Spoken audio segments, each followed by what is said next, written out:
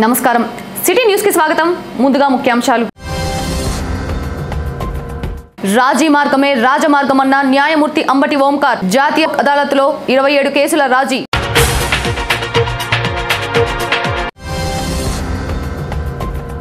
బొల్లాపల్లి మండలంలో నెలకొన్న త్రాగునీటి సమస్యతో నిండు ప్రాణం బలి ట్యాంకర్ వద్ద నీరు పట్టుకునే విషయంలో ఇరు వర్గాల ఘర్షణ ఒకరి మృతి గాయంలో పోలీస్ పికెట్ ఏర్పాటు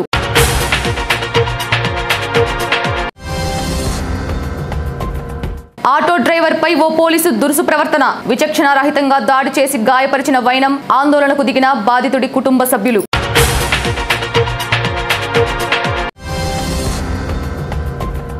రాజీ మార్గమే రాజమార్గమని Vinukonda junior civil judge court న్యాయమూర్తి అంబటి ఓంకార్ అన్నారు. వినుకొండ పట్టణంలోని కోర్టు ఆవరణయందు జాతీయ లోక్ అదాలత్ దినోత్సవాన్ని పురస్కరించుకొని ప్రత్యేక కార్యక్రమాలు నిర్వహించారు. ఈ సందర్భంగా ఆయన చట్టాలు, హక్కులు తదితర అంశాల గురించి వివరించారు. లోక్ అదాలత్ నందు 14 క్రిమినల్, 3 సివిల్ కేసులను రాజీ చేసినట్లు తెలిపారు. అనంతరం బార్ అసోసియేషన్ అధ్యక్షులు ముప్పాళ్ల జ్ఞానేశ్వరరావు, ఏపీపీ అబ్రహం విద్యార్థులచే పలు చట్టాల గురించి కక్షిదారులకు అవగాహన కల్పించారు.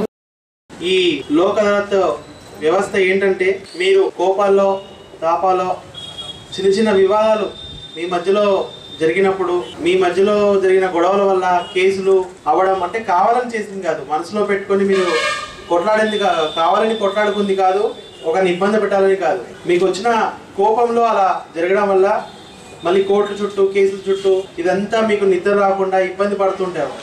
సో మీ అందరి కోసం సుప్రీంకోర్టు వాళ్ళు ఏం చేశారంటే రాజీ పడదగ్గ కేసులు ఏవైతే ఉంటాయో అవి ఇలాంటి ఒక వ్యవస్థను ఏర్పాటు చేసి అక్కడ మీరు ఇరువురు రాజీ పడి మీ మధ్యలో ఉన్న గొడవని మీరు ఇద్దరు రాజీ పడితే ఆ కేసుని మీ మీద తీసేయడం జరుగుతుంది.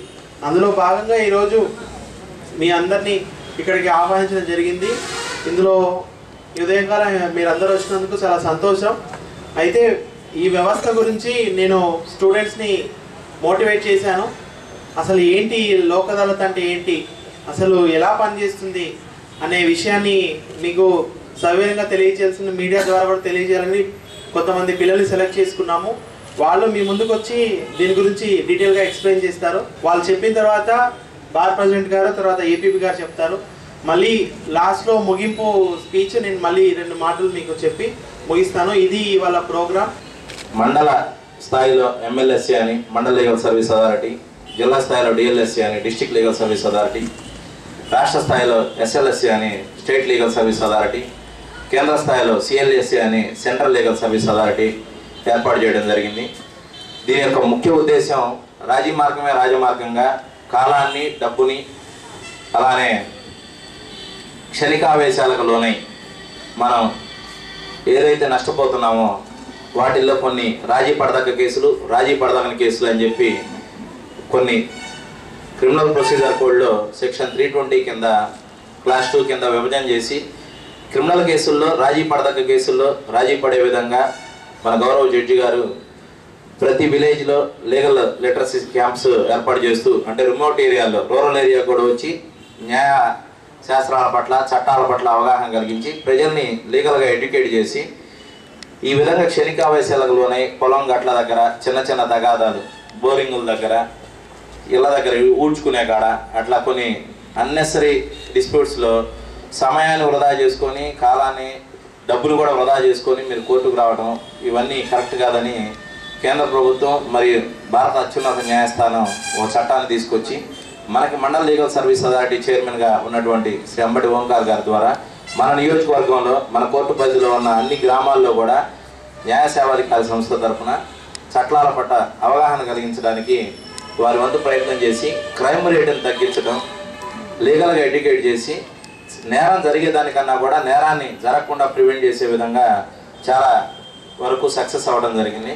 ఇవాళ ఇచ్చే మీరు రాసుకున్నటువంటి ఆ యొక్క ఏకాభిప్రాయంతో రాసుకున్నటువంటి ఆ యొక్క నకలను జడ్జిమెంట్ అనేది అంటే జడ్జి గారు ఇవ్వట్లేదు కాబట్టి మీరు తెచ్చుకున్నటువంటి కాపీని ఇక్కడ ముద్రేసి మీకు ఇస్తున్నారు కాబట్టి దీన్ని ఏమంటారంటే అవార్డు అంటారు.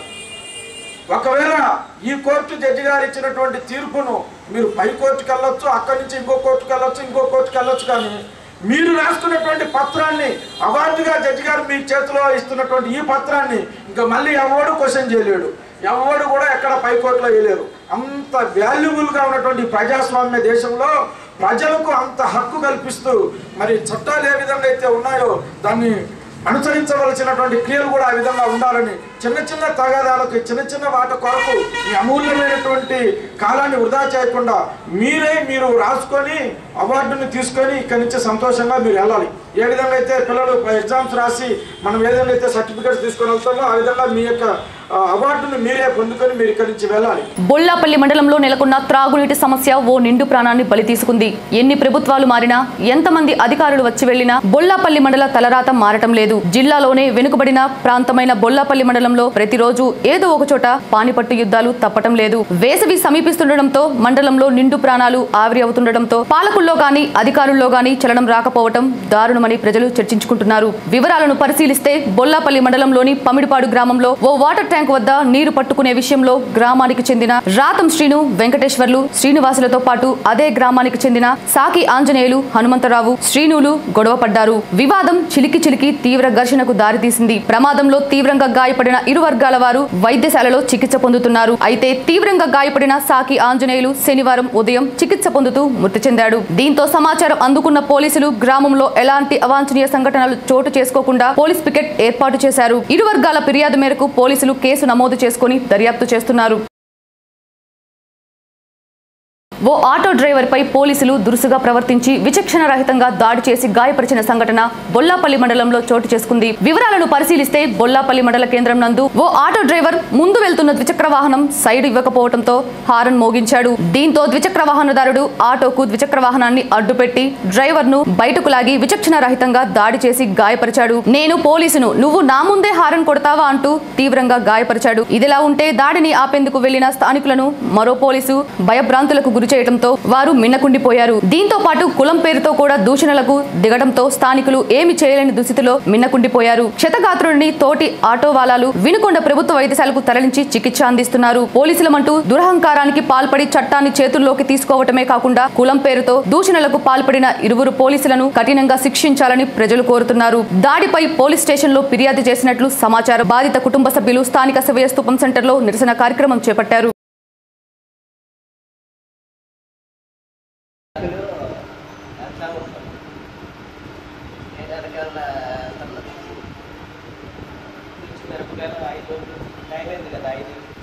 వాళ్ళు వస్తూ ఉన్నారు. హారన్ కొట్టారు. హారన్ కొట్టినప్పట్లో ఆయన సైడ్ ఇవ్వలా. ఆయన సైడ్ ఇవ్వపోయేసరికి మళ్ళీ హారన్ కొట్టారు. పక్క తీసి నా కొడక ఆపరా అన్నారు. సైడ్ తీసి ఆపారు. ఆపంగానే ఆపినండి మాడికి పెట్టి 4 పీకులు పీకింది. వేగంగా సరేలే వదిలేస్తారని పక్కకు వచ్చి ఆటో ఎక్కుతున్నా. మళ్ళీ వచ్చి చుట్టూ పట్టుకొని గిరా తిప్పి ఇట్లా గుద్దింది. ఎంతమంది? అక్కడే 2 వచ్చారు. అక్కడే కొట్టింది. అతని పేరు గుర్తుపడతావు? అతను ఏ స్టేషన్? అతను ఎవరో కూడా నాకు తెలియదు. పోలీసులు అంటున్నారు కొట్టి డొక్కలో తన్నిండు 4 తన్నులు. అన్నంగానే ఏం సార్ అలా కొడతారు, ఎవరు సార్ మీరు అన్న. నేను పోలీసుని రా అన్నారు. పోలీసు అయితే ఎందుకు కొట్టారు సార్ అన్న. హారన్ కొట్టడం ఏంట్రా అన్నారు. మీకు అడ్డం వచ్చారు సార్, వెళ్తున్నారు, సైడ్ ఇవ్వలేదు, హారన్ కొట్టే ఎదురు పిల్లలు వస్తున్నారు, జనం వస్తున్నారు, హారన్ కొట్టకపోతే ఎలా సార్? హారన్ లేకపోతే నాకు తప్పు సార్, హారన్ కొట్టిన దానికి నాకు తప్పు లేదు సార్. ఏదన్నా ఉంటే నన్ను స్టేషన్కి తీసుకెళ్ళండి, లేకపోతే ఫైన్ కట్టించుకోండి సార్. అలా కొడితే ఎలా సార్? ఆయపట్టు తగిలింది, నా పరిస్థితి ఎలా సార్? అకస్మాత్తుగా చనిపోతా. మీరు కొట్టిన 4 దెబ్బల్లో ఒక తన్నైనా బీట్ తగిలింది, నా పరిస్థితి ఏంటి సార్ అని అక్కడే పెద్దగా ఏడ్చి బాగా నొప్పి. ఎన్నడూ జరిగింది కరెక్ట్? 5ంటికి కరెక్ట్గా. మీతో పాటు ఎవరు లేరా? నాతో పాటు ఎవరు లేరు. కొట్టేటప్పుడు ఎవరు లేరు. కొట్టిన తర్వాత చాలా మంది వచ్చారు. లయన్స్ క్లబ్ ఆధ్వర్యంలో అంతర్జాతీయ మహిళా దినోత్సవ వేడుకలను ఘనంగా నిర్వహించారు. వినుకొండలోని బాలాజీ డయాగ్నోస్టిక్ సెంటర్ నందు నిర్వహించిన మహిళా దినోత్సవ వేడుకలను పురస్కరించుకొని మహిళా వైద్యురాలు అపర్ణను ఘనంగా సత్కరించారు. పలువురు వ్యక్తులు మాట్లాడుతూ మహిళల ప్రాముఖ్యతను వివరించారు. కార్యక్రమంలో లయన్స్ క్లబ్ సభ్యులు పాల్గొన్నారు. 50,000 రూపాయలు నగదును మాకు బహుమతిగా ఇచ్చి మమ్మల్ని ప్రోత్సహించి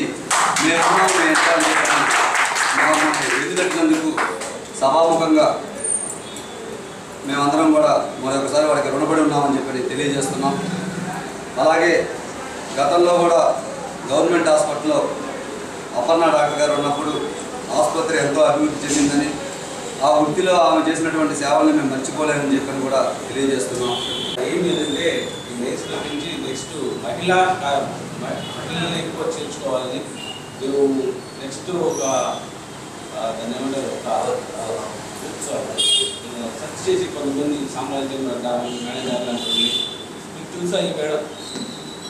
నాకు తెలుసు, ఎందుకంటే చిన్నప్పటి నుంచి మేడం దగ్గర టైప్ ఇన్స్టిట్యూట్లో నేర్చుకున్నాను.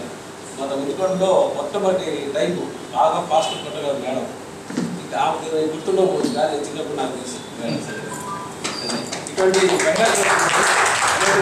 మహిళల్ని మనం గుర్తుపెట్టుకోవాలి. మన ప్రధానమంత్రి గారు మోదీ గారు చూసారా లాస్ట్ 1 వీక్ బ్యాక్ ఈ పారిశుద్ధ్య బాడీ కలిగారు. మంచిది, అటువంటి మంచి సేవలు చేసే వాళ్ళని మనం గుర్తుపెట్టుకోవాలి. లయన్స్ క్లబ్ మన వినుకొండ ద్వారా నన్ను ఇక్కడ పిలిచినందుకు చాలా ధన్యవాదాలు.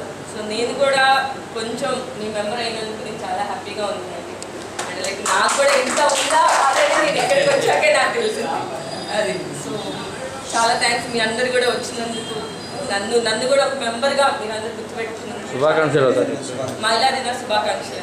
వినుకొండ పట్టణంలోని గీతాంజలి పాఠశాల నందు 10వ తరగతి విద్యార్థులు వీడ్కోలు సభను ఘనంగా నిర్వహించారు. ఈ సందర్భంగా ఏర్పాటు చేసిన కార్యక్రమానికి ముఖ్య అతిథిగా విజ్ఞాన్ విద్యా సంస్థల అధినేత లావు రత్తయ్య పాల్గొని ప్రసంగించారు. ఆయన మాట్లాడుతూ విద్యార్థులు క్రమశిక్షణతో కూడిన విద్యను అలవర్చుకోవాలని, ఉత్తమ పౌరులుగా ఎదగాలని ఆకాంక్షించారు. అనంతరం ఏర్పాటు చేసిన పలు సాంస్కృతిక కార్యక్రమాలు అందరినీ అలరించాయి. కార్యక్రమంలో గీతాంజలి విద్యా సంస్థల director Seshagiri, correspondent YL Kishore, ఉపాధ్యాయులు, విద్యార్థులు పాల్గొన్నారు.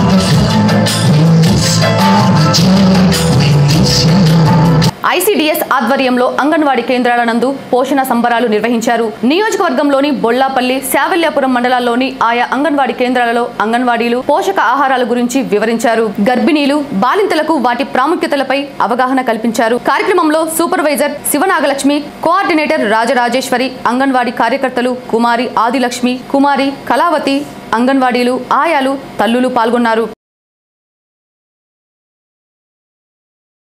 బొల్లాపల్లి మండలంలోని అయ్యన్నపాలెం, మేకలదిన్నె గ్రామాలకు చెందిన పలు కుటుంబాలు అధికార తెలుగుదేశం పార్టీ నుండి వైఎస్ఆర్ కాంగ్రెస్ పార్టీలోకి చేరారు. ఈ సందర్భంగా నియోజకవర్గ వైకాపా ఇన్ఛార్జ్ బొల్లా బ్రహ్మనాయుడు వారికి పార్టీ కండువాలు గప్పి పార్టీలోకి ఆహ్వానించారు. పార్టీ బలోపేతానికి ప్రతి ఒక్కరూ కృషి చేయాలని పిలుపునిచ్చారు. కార్యక్రమంలో వైకాపా నాయకులు పాల్గొన్నారు. మన వైఎస్ఆర్ కాంగ్రెస్ పార్టీ కండువ కప్పుకొని వైఎస్ఆర్ కాంగ్రెస్ పార్టీకి అన్ని విధాలా సహకరిస్తామని చెప్పి మన పార్టీలో జాయిన్ కావడానికి వచ్చినటువంటి వీళ్ళందరూ కూడా తెలుగుదేశం పార్టీకి అన్ని విధాల బాగా కష్టపడి పనిచేసామండి. ఆ పార్టీని గెలిపించాం. ఆ పార్టీ ఈరోజు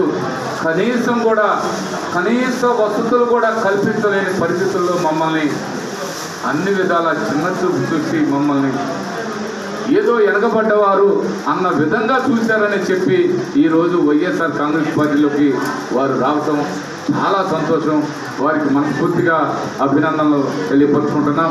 శివశక్తి లీలా అంజన్ ఫౌండేషన్ ఆధ్వర్యంలో ఉచిత కంటి వైద్య శిబిరం నిర్వహించారు. ఈ సందర్భంగా స్థానిక ప్రభుత్వ జూనియర్ కాలేజీ ఆవరణ యందు నిర్వహించిన కంటి వైద్య శిబిరంలో పలువురికి కంటి వైద్య పరీక్షలు నిర్వహించారు. కార్యక్రమంలో ఫౌండేషన్ సిబ్బంది, వైద్యులు పాల్గొన్నారు. వినుకొండ మండలంలోని బ్రాహ్మణపల్లి గ్రామంలో విద్యుత్ షార్ట్ సర్క్యూట్ వల్ల పెంకుటిల్లు అగ్ని ప్రమాదం జరిగిన సంఘటన శనివారం చోటు చేసుకుంది. బాధితుడు ఏరువ బసిరెడ్డి తెలిపిన వివరాల మేరకు విద్యుత్ షార్ట్ సర్క్యూట్ ఇంట్లో మంటలు చెలరేగి ఫ్రిడ్జ్, టీవీ, మిక్సీలతో పాటు సుమారు 80,000 రూపాయల నగదు పూర్తిగా కాలి బూడిదైంది. సమీప ప్రాంతాల్లోని వారు మోటార్ల ద్వారా మంటలను అదుపు చేశారు. సమాచారం తెలుసుకున్న అగ్నిమాపక సిబ్బంది సంఘటన ప్రాంతానికి చేరుకొని మంటలను ఆర్పివేశారు. విషయం తెలుసుకున్న నియోజకవర్గ వైకాపా ఇన్ఛార్జ్ బొల్ల బ్రహ్మనాయుడు పరామర్శించి బాధితులను ఓదార్చారు. రూరల్ మండలం బ్రాహ్మణపల్లి గ్రామానికి సంబంధించినటువంటి చిన్న రైతు కుటుంబం ఏరువ బసిరెడ్డి గారి కుటుంబంలో చాలా బాధాకరమైనటువంటి విషయం. ఆ షార్ట్ సర్క్యులేషన్ ద్వారా ఆ ఇంట్లో ఉన్నటువంటి అన్ని వస్తువులన్నీ కూడా ఆ మంటల్లో కాలిపోవటం. దాంట్లో భాగంగా మిర్చి పంట సందర్భంగా మిరపకాయలు కోపించుకునేదానికి ఆ కూలి పనులకి వచ్చినటువంటి వాళ్ళకి డబ్బులు ఇవ్వటానికి అప్పు చేసి 80,000 రూపాయలు ఇంట్లో చొక్కా జేబులో పెట్టి ఆ వంకె తగిలిస్తే ఆ 80,000 రూపాయలు కూడా పూర్తి స్థాయిలో మరి ఆ మంటల్లో కాలిపోవడం జరిగింది. ఆ రైతుని ఆదుకోవాల్సిన అవసరం ఎంతైనా ఉందని ప్రభుత్వానికి మేము ఈ సందర్భంగా తెలియపరుస్తున్నాం. కంపల్సరిగా ఆయనకి తక్షణమే ఇంటి నిర్మాణానికి కొత్త ఇల్లు శాంక్షన్ చేయాల్సిందిగా ఈ సందర్భంగా మేము డిపార్ట్మెంట్కి తెలియపరుస్తూ మరి ఆయన కంపల్సరిగా నేను కూడా మాట్లాడతాను. కంపల్సరిగా డిపార్ట్మెంట్తో మాట్లాడి వారికి న్యాయం జరిగేదానికి పూర్తి స్థాయిలో ఏర్పాటు చేస్తామని సందర్భంగా మేము వారికి సందర్భంగా తెలియపరుస్తున్నాం. అగ్ని ప్రమాదం సంభవించి టిఫిన్ బండి దగ్ధమైన సంఘటన శనివారం వినుకొండ పట్టణంలో చోటు చేసుకుంది. బాధితుడు తెలిపిన వివరాల మేరకు స్థానిక ముండ్లమూరు సెంటర్ నందు గత 3 ఏళ్లుగా టిఫిన్ బండి జీవనం సాగిస్తున్న బిజిలీ శ్రీను రోజు మాదిరిగానే టిఫిన్ బండి ఏర్పాటు చేసుకున్నాడు. అయితే ఒక్కసారిగా గ్యాస్ లీక్ అయి మంటలు వ్యాపించడంతో సమీప ప్రాంతంలోని ప్రజలు భయాందోళనకు గురై పరుగులు తీశారు. గ్యాస్ సిలిండర్ ఏ క్షణమైనా పేలుతుందనే భయం నెలకొన్న కొందరు స్థానికులు ధైర్యం చేసి సిలిండర్ ను చాకచక్యంగా తప్పించారు. సమాచారం తెలుసుకున్న అగ్నిమాపక సిబ్బంది సంఘటన ప్రాంతానికి చేరుకొని మంటలు ఆర్పివేశారు. ప్రమాదంలో సుమారు 50,000 రూపాయల ఆస్తి నష్టం వాటిల్లినట్లు బాధితుడు సిటీ న్యూస్ కు తెలిపాడు. అందరికి నలకలడ్డం పడి గ్యాస్ లీక్ అయింది. బండి తగలబడింది. ఏమేమి కలిపి బండి కాలిపోయింది. సామాను ఎవరికైనా ఏమైనా అయింది? సిటీ న్యూస్ ఇంతటితో సమాప్తం. నమస్కారం.